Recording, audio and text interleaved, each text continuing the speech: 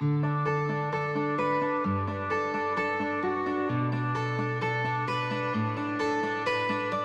uma parceria extremamente importante, válido para a instituição, para os atletas que estão aqui no clube. A gente não enxerga o atleta somente dentro de campo, né? A gente gosta de uma visão sistêmica, é importante eles aprenderem diversos temas.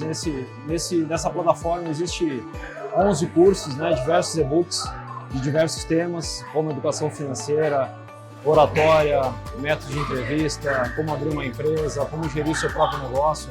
Nós, como formadores e educadores, temos o dever de proporcionar para eles esses conhecimentos de diversas áreas. Então a gente precisa preparar cidadãos e profissionais para o mercado. Então, nada mais justo do que a gente proporcionar isso para eles. A gente se preocupa muito com o conhecimento que eles têm fora de campo, com o conhecimento que eles têm de diversas áreas, desde como montar um negócio até oratória.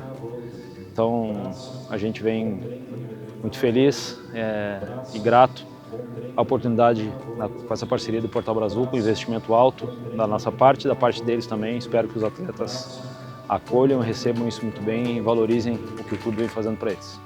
A chegada do Portal Brazuca aqui junto ao Guarani Futebol Clube é muito importante. É um portal referência hoje na educação voltado para as categorias de base na maioria dos times do Brasil. E dentro dessa característica, o Portal Brazuca chega para dar um apoio não só ao atleta, mas como também às famílias. A importância dessa qualificação para as famílias dos atletas ajuda muito no desenvolvimento do ser humano.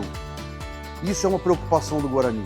O futuro do Guarani depende das suas categorias de base, dos meninos que estão aqui constantemente treinando, se empenhando e aprendendo. Então esse é o futuro do Guarani Futebol Clube.